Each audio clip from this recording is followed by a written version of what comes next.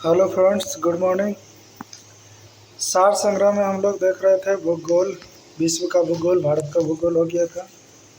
विश्व के भूगोल में हमने देखा ब्रह्मांड, सौरमंडल, पृथ्वी की गतियाँ, अक्षांश एवं देशांतर, चट्टानें, ज्वालामुखी, भूकंप, सुनामी और महाद्वीप। इतने देख चुके हैं। आगे पर्वत श्रेणियाँ, शुष्क मरुस्थल या घास का मैदान, ये भी देख चुके हैं। पठार घाटियाँ देख चुके हैं। अंतर्राष्ट्रीय सीमाएं भी देखे हैं और भौगोलिक उपनाम भी देखे हैं। ठीक है, सारे बहुत इम्पोर्टेंट थे, सारे के सारे चैप्टर। आज देख लेंगे जल मंडल एवं महासागरीय धारा और देखेंगे लवणता एवं ज्वार भाटा। किस नदी की लवणता अधिक है, किस सागर में ज्वार भाटाएं सबसे अधिक आती है। और जल मंडल में देख लेंगे धाराएं। मोस्ट इम्पोर्टेंट चैप्टर है ये, धाराएं। सबसे ज़्यादा क्वेश्चन आती है धाराओं से। इसमें ठंडी धाराएं, गर्म धाराएं, इस प्रकार के क्वेश्चन पूछे जाते हैं। चलिए स्टार्ट करते हैं। जल मंडल एवं धाराएं। Hydrosphere and ocean current. एक निश्चित दिशा में प्रवाहित होने वाले महासागरीय जल को क्या कहा जाता है? तो इसी को हम लोग महासागरीय धारा कहते हैं। ठीक है, अब देख लेते हैं महासागरीय धाराओं की उत्पत्ति आखिर होती कैसे है। महासागर के अंदर आखिर कहाँ से धाराएं चलना शुरू कर देती है? तो पहला कारण है पृथ्वी का भ्रमण। पृथ्वी का भ्रमण, क्योंकि पृथ्वी अपने स्थान पे एक लट्टू की भांति घूम रही है। इस कारण से पृथ्वी पर उपस्थित जल में हलचल होती है, जिस कारण जल एक स्थान से दूसरे स्थान पर बहने लगती है। दूसरे, प्रचलित पवनें। आपको पता होगा प्रचलित पवनें क्या होती है। जब गर्म होता है तो कोई स्थान पूरी तरह से यदि गर्म हो जाता है तो पवन की या प्रकृति का नियम है कि जब फिजिक्स का नियम कहता है कि जब हवाएं गर्म होती है तो वो ऊपर की ओर उठती है। तो इस प्रकार जो स्थान है वो खाली हो जाता है। इसी स्थान को भरने के लिए आजू बाजू से हवाएं चलती है। ठीक है, क्योंकि फिजिक्स के अनुसार कोई भी स्थान खाली नहीं होता है।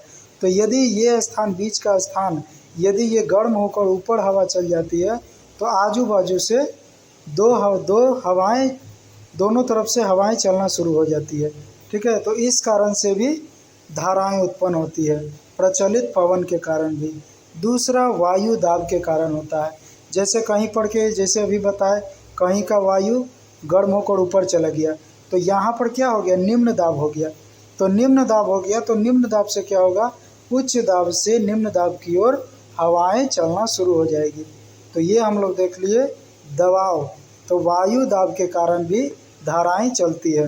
अगला, वाष्पीकरण एवं वर्षा। अधिक वर्षा पड़ता है तो भी एक स्थान से दूसरे स्थान तक जल जाती है।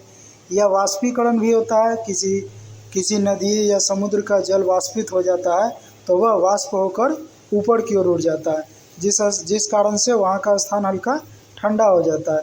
इस कारण भी आजू बाजू से धाराएं चलना प्रारंभ हो जाती है। अगला है घनत्व प्रवणता। कहीं का घनत्व सबसे कम है तो अधिक घनत्व से कम घनत्व की ओर भी चलना शुरू हो जाता है। अगला है ताप में अंतर।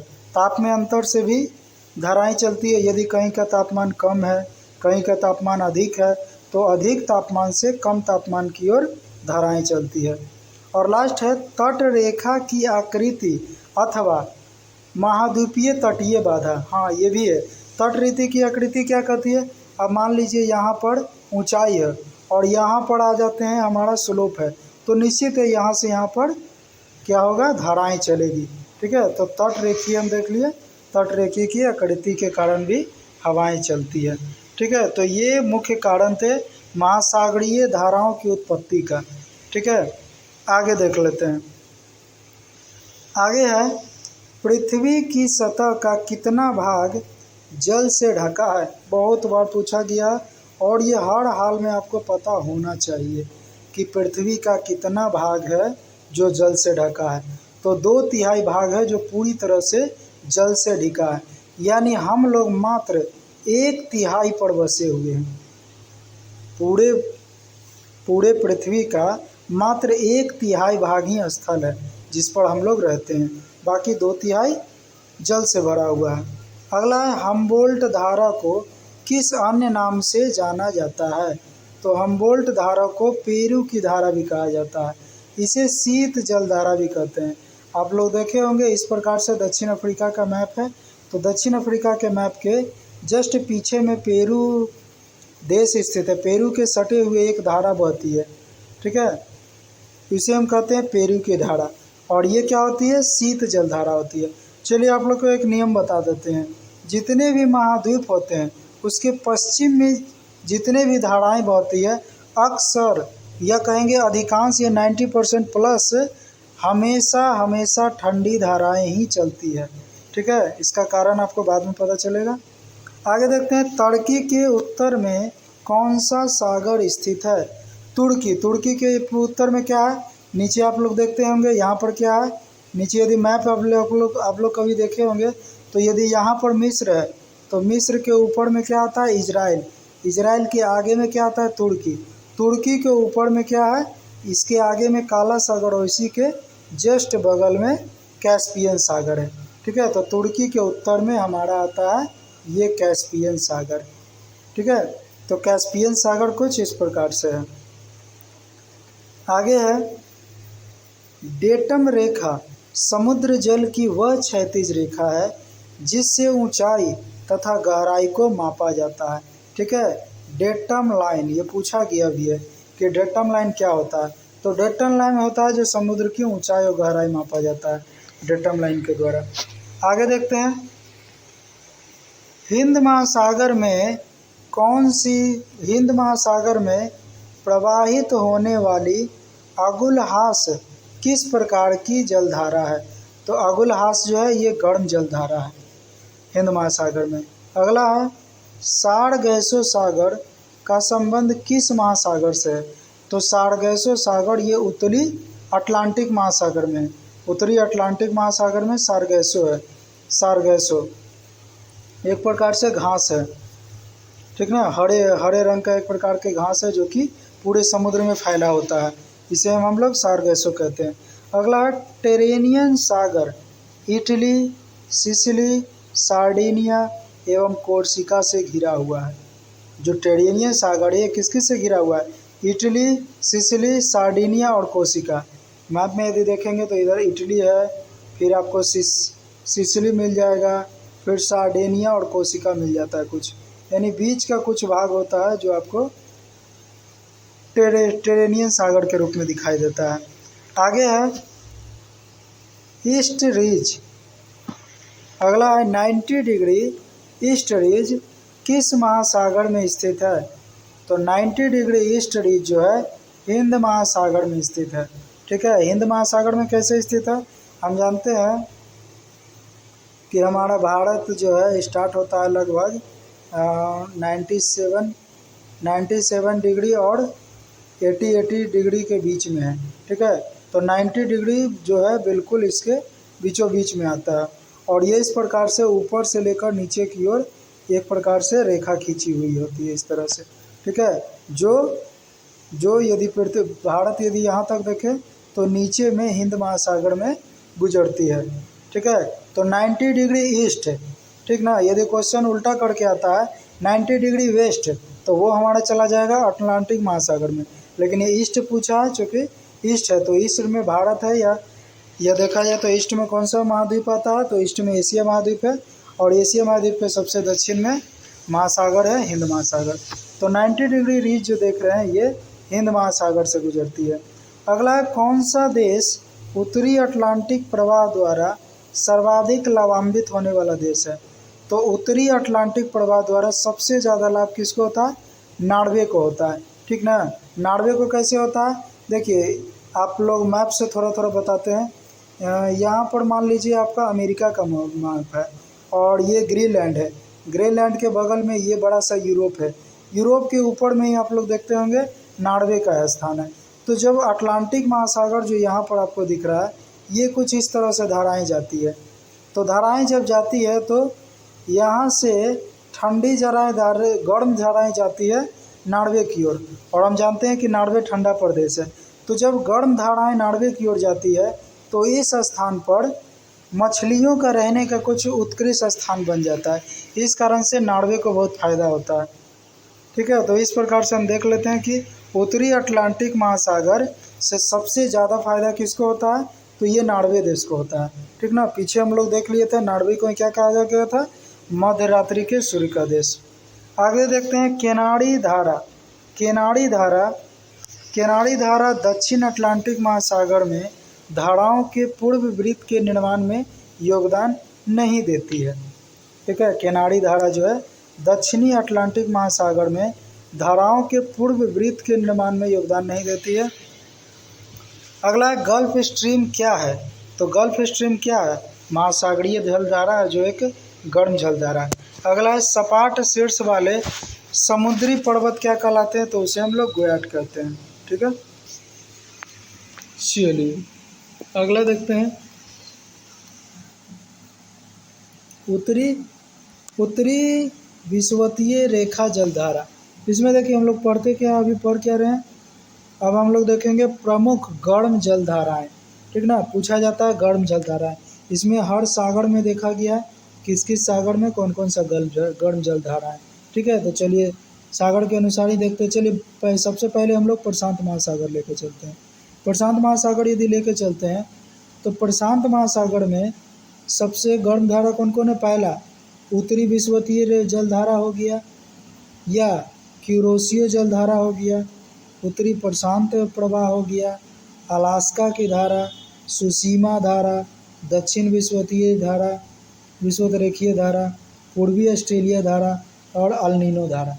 ठीक है, इतना जो है प्रशांत महासागर में है जो गर्म जलधारा है। अब देख लेते हैं अटलांटिक महासागर। अटलांटिक महासागर में उत्तरी विषुवतीय रेखा जलधारा, दक्षिणी विषुवतीय रेखा जलधारा। ठीक है, देखिए विषुवत रेखा के उत्तर और दक्षिण दोनों जो भी जलधारा होगा वो 100% गर्म ही होगा। ठीक है, कारण क्या है, सूर्य की किरण विषुवत रेखा पर सीधी पड़ती है। फ्लोरिडा के जलधारा हो गया, ठीक है, यह गल्फ स्ट्रीम या खाड़ी की जलधारा है, नार्वे की जलधारा है, प्रति विषुवत रेखीय जलधारा है, या अंटाइल जलधारा या एंटीलीज जलधारा है। अगला देख लेते हैं हिंद महासागर।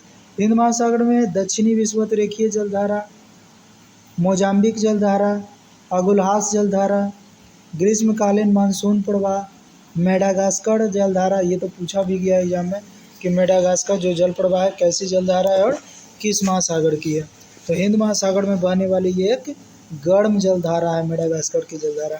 आगे हिंद महासागर की मानसूनी जलधाराएं प्रत्येक 6 माह में अपनी दिशा बदल लेती है। ठीक है, कारण भी जानते होंगे बदल लेती है, क्यों बदल लेती है, क्योंकि 6 माह के बाद मौसम भी बदल जाता है। ठीक ना, आगे देखते हैं प्रशांत महासागर।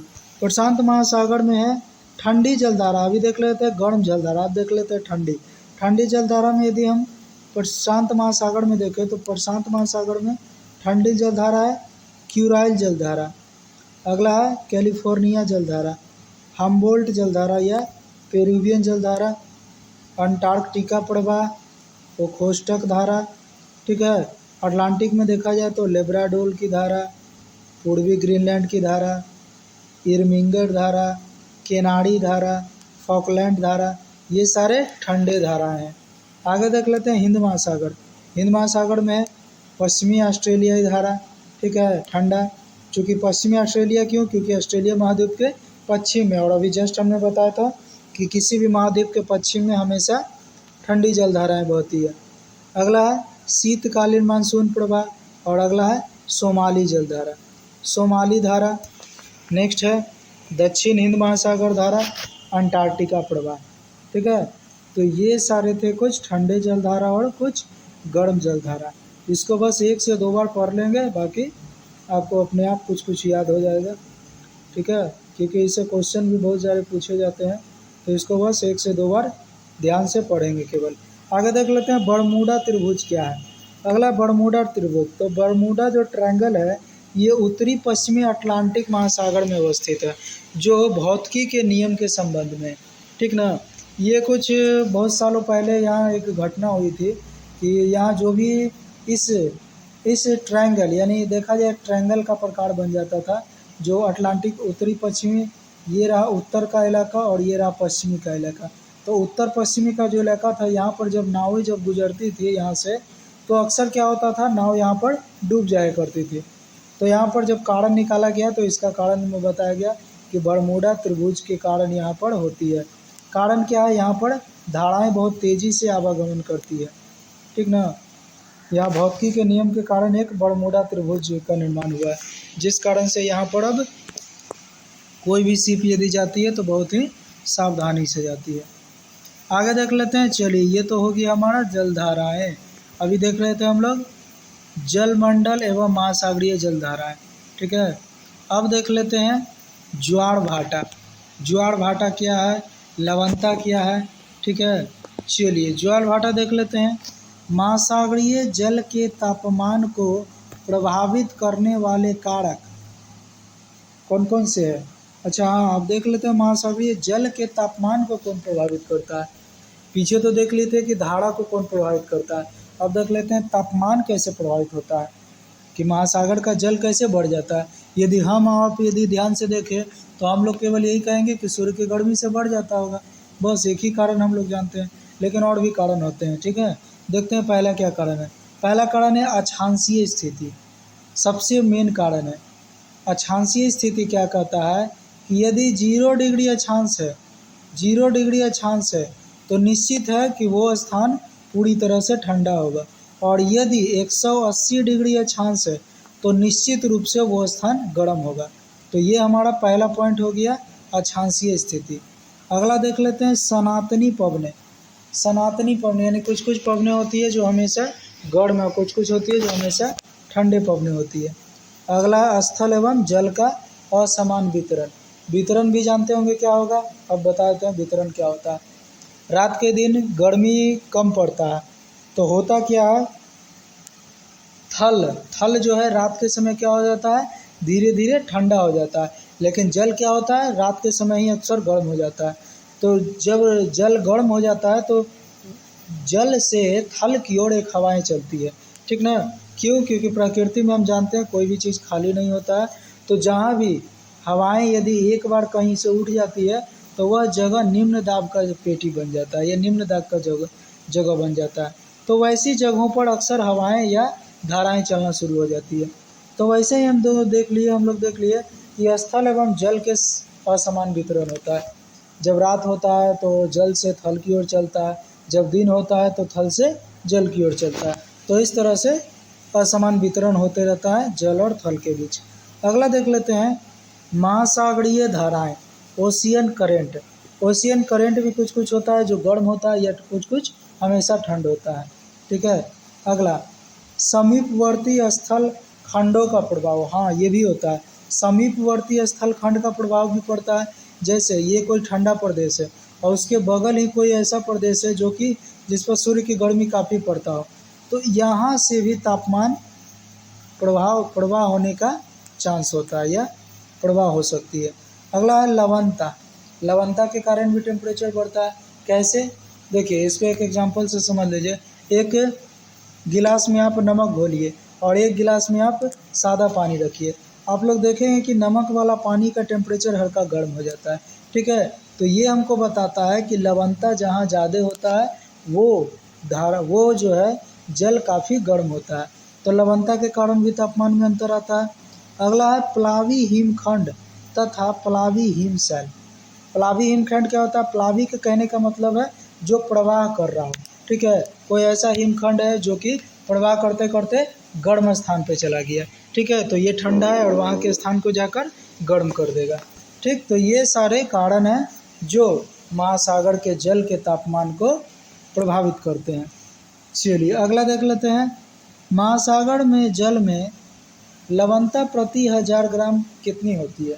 यानी यदि हम 1000 ग्राम निकाल ले पानी तो लवणता कितना मिलेगा हमको? लगभग 30%। सागरीय लवणता मुख्य स्रोत क्या है? तो भूमि है।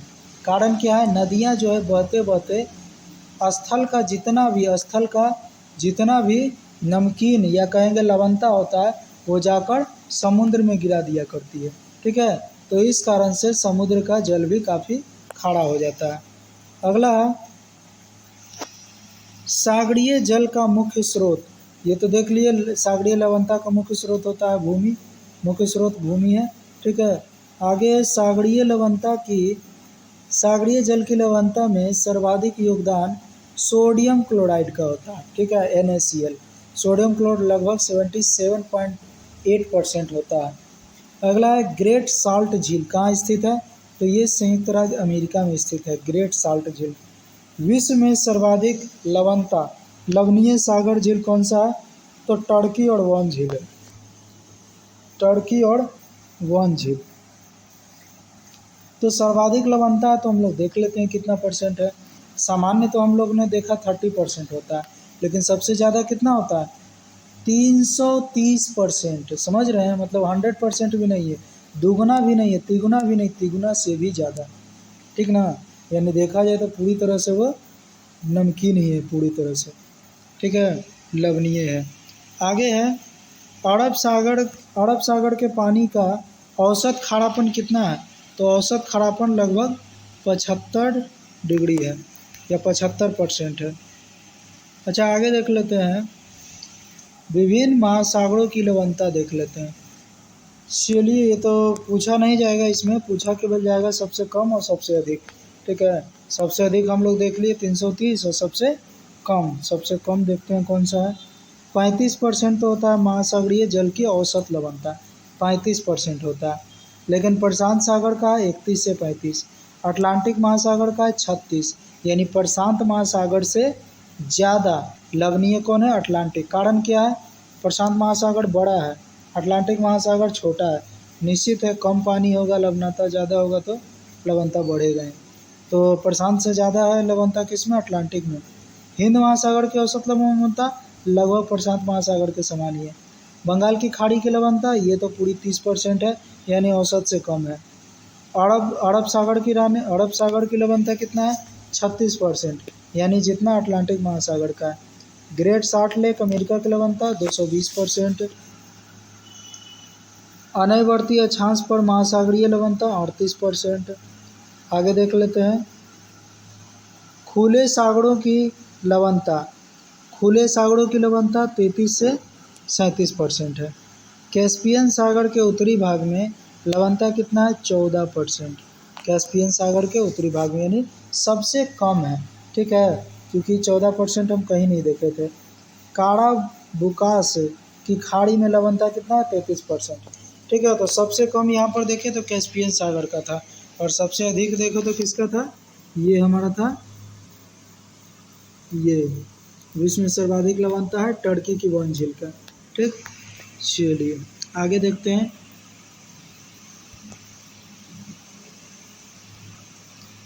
अगला है जॉर्डन का जो मृत सागर है, जॉर्डन का मृत सागर, इसकी औसत लवणता कितना है?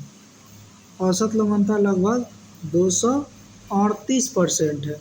मृत सागर का औसत लवणता 238%, फिर भी वॉन झील से कम ही है, ठीक ना। लेकिन यदि सागर पूछा जाए तो सबसे अधिक सागर यही होगा 238%। ऊपर जो देखे थे वो झील था 330%। आगे है कौन सा महासागरीय मरुस्थल के रूप में संबोधित किया जाता है? यानी महासागर का मरुस्थल। अब आप लोग कहेंगे ये कौन सी बात हो गई, जब महासागर है यानी पानी अथाह भरा हुआ है तो मरुस्थल कैसे हो सकता है?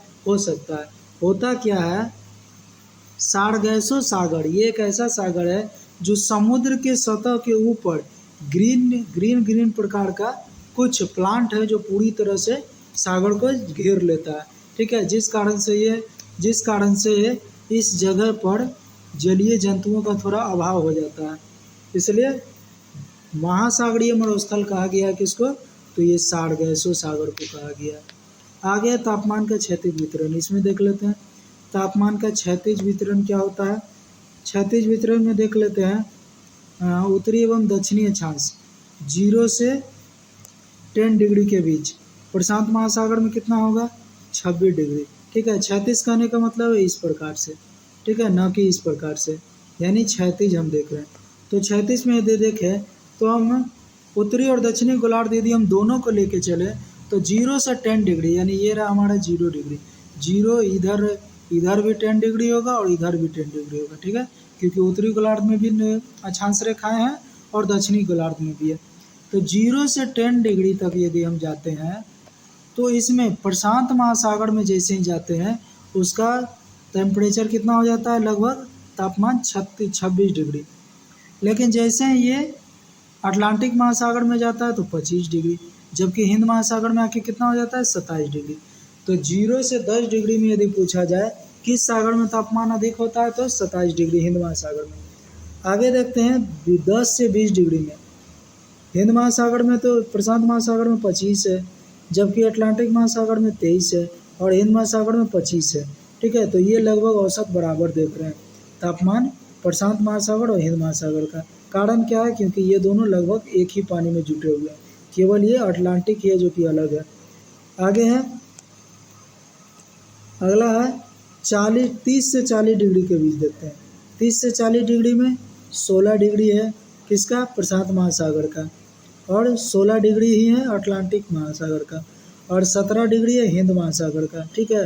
आप लोग एक पैटर्न को नोट कर रहे होंगे, ऊपर से नीचे की ओर क्या हो रहा है, टेम्परेचर घट रहा है, ठीक है। कारण क्या है, मैंने पहले ही बताया था कि जैसे ही डिग्रियां धीरे धीरे ऊपर की ओर चढ़ेगी तापमान धीरे धीरे नीचे आएगा, ठीक है। तो यहाँ देख रहे हैं 0 डिग्री से आते आते हम लोग 40 डिग्री आ गए, तो टेम्परेचर हल्का हल्का कम होते जा रहा है।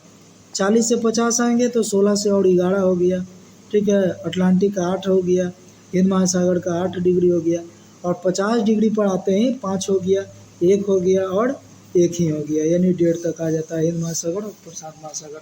और 90 डिग्री पर जाते ही 0 डिग्री पर आ जाता है। क्यों, क्योंकि 90 डिग्री पर हम देखते हैं आर्कटिक वृत्त पाया जाता है और अटलांटिक महासागर पाया जाता है। तो ये दोनों 0 डिग्री वाले क्षेत्र होते हैं जहाँ बर्फ ही बर्फ भरा होता है, ठीक है। चलिए आगे देख लेते हैं। आगे है, आगे दिया गया एक फिगर, इस फिगर में हम देखते हैं फिगर क्या दर्शा रहा है। तो फिगर में कह रहा है कि लघु और निम्न ज्वार भाटा, अच्छा हाँ, ज्वार भाटा भी इसमें पढ़ना था। तो ज्वार भाटा क्या होता है इसमें देखते हैं, चलिए ज्वार भाटा देख लेते हैं। तो लघु और निम्न ज्वार भाटा, लघु कहने का मतलब है मात्र पानी इतना ही उठेगा, लघु और निम्न में, लघु या निम्न में, ठीक है। और दीर्घ ज्वार कहने का मतलब है पानी लगभग स्तर इतना तक उठेगा, ठीक है। चलिए, तो अभी हम लघु एवं निम्न ज्वालामुखी देख लेते हैं।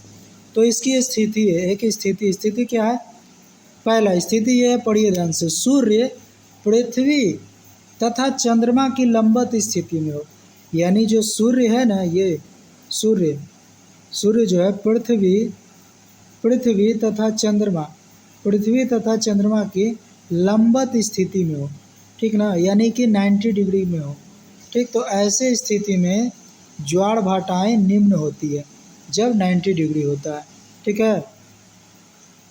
अब ये ज्वार भाटाएं उठती क्यों है, तो इसका कारण मेन है सूर्य का गुरुत्वाकर्षण बल, ठीक है। सूर्य का गुरुत्वाकर्षण बल जितना अधिक लगेगा पृथ्वी पर और चंद्रमा पर, उतना अधिक ही ज्वार भाटाएं उठेगी। दूसरा और कारण है क्या, ज्वार भाटा का दूसरा और है गुरुत्वाकर्षण, किसका, चंद्रमा का गुरुत्वाकर्षण बल, ठीक है। चंद्रमा का गुरुत्वाकर्षण बल भी पृथ्वी पर काम करता है, इसके कारण भी ज्वार भाटाएं आती है, ठीक है। चलिए आगे देखते हैं। महासागर में ज्वार भाटा की उत्पत्ति का कारण, कि महासागर में ज्वार भाटाएं किस कारण से उत्पत्ति होती है, तो उसका मेन कारण है गुरुत्वाकर्षण और अपकेंद्रीय बल तथा अभिकेंद्रीय और अपकेंद्रीय बल। फिजिक्स में आप लोग पढ़े होंगे अपकेंद्रीय अभिकेंद्रीय बल क्या होता है। तो इन तीनों कारण से ज्वार भाटाएं उत्पन्न होती है। ऊपर तो हम लोग गुरुत्वाकर्षण देख लिए, लेकिन 2 और कारण होता है, एक अभिकेंद्रीय बल और एक अपकेंद्रीय बल। अगला है, एक स्थान पर एक ही दिन में एक ज्वार और एक भाटा आता है, तो उसे क्या कहते हैं, उसे दैनिक ज्वार भाटा कहा जाता है, ठीक ना। एक ही स्थान पर एक दिन में ज्वार और भाटा दोनों आ जाए तो उसे हम कहते हैं दैनिक ज्वार भाटा, ठीक है। चलिए आगे है, महासागर में ऊंची जल तरंगे किससे उत्पन्न होती है, तो ये चंद्रमा से है। तो आप लोग कहेंगे कि सूर्य का गुरुत्वाकर्षण तो लगभग पृथ्वी से लाखों गुना बड़ा है, हजारों गुना बड़ा है, और चंद्रमा का तो बहुत कम है गुरुत्वाकर्षण। तो चंद्रमा का गुरुत्वाकर्षण कैसे ज़्यादा होगा? कारण यहाँ पर है। कारण ये है, सूर्य का भले गुरुत्वाकर्षण सबसे अधिक है, लेकिन सूर्य पृथ्वी से 149 मिलियन किलोमीटर दूर है, लेकिन चंद्रमा जो है लगभग 10 लाख किलोमीटर की दूरी पर ही है। इस कारण से चंद्रमा का गुरुत्वाकर्षण बल ज़्यादा होता है। यही कारण है कि पूर्णिमा और अमावस्या के समय ज्वार भाटाएँ पृथ्वी पर ज़्यादा तेज़ी से होती है। आगे देखते हैं, जब सूर्य, पृथ्वी तथा चंद्रमा एक सीधी रेखा में हो अर्थात सिजगी हो तो बृहत ज्वार उत्पन्न होता है। बृहत ज्वार यानी कि 180 डिग्री में हो, ठीक ना, एक सीधी रेखा में हो जाए। ठीक है, कहने का मतलब है ये हमारा सूर्य है, और ये हमारा चंद्रमा है, और ये हमारा पृथ्वी है। ठीक है, जब तीनों एक सीध में हो जाए तो होता क्या है, इसका तो गुरुत्वाकर्षण पड़ता ही है, साथ साथ में चंद्रमा का भी गुरुत्वाकर्षण पड़ता है। तो इस कारण से यहाँ पर गुरुत्वाकर्षण डबल पड़ने लगता है। ठीक है, तो इस कारण से सबसे अधिक ज्वार भाटाएँ उत्पन्न होती है। तो इसी कारण से बृहत ज्वार उत्पन्न होती है। तो जब भी एक सीधी में रहे सूर्य, पृथ्वी, चंद्रमा तो बृहत ज्वार भाटा है। जबकि ऊपर देखें कि लंबवत रहे यानी 90 डिग्री रहे तो 90 डिग्री में निम्नतम और 180 डिग्री में बृहत्तम होता है। ठीक ना, आप लोग ट्रिक से ऐसे भी याद रखेंगे, 90 डिग्री कम होता है और 180 डिग्री अधिक होता है।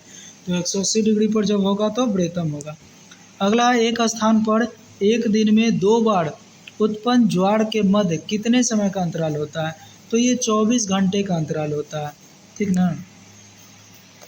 आगे है, अगला पॉइंट है, पृथ्वी के परिभ्रमण के कारण 24 घंटे में प्रत्येक स्थान पर 2 बार ज्वार एवं 2 बार भाटा आता है। 24 घंटे में प्रत्येक स्थान यानी 12 घंटा पर आएगा ज्वार और अगले 12 घंटा पर आएगा भाटा। ठीक है, तो ये थी ज्वार भाटाएँ। आगे है नदियाँ। ठीक है, चलिए आज के लिए इतना ही रखते हैं। आगे हम लोग नदियों के टॉपिक में देख लेंगे, नदियों में क्या क्या करना है।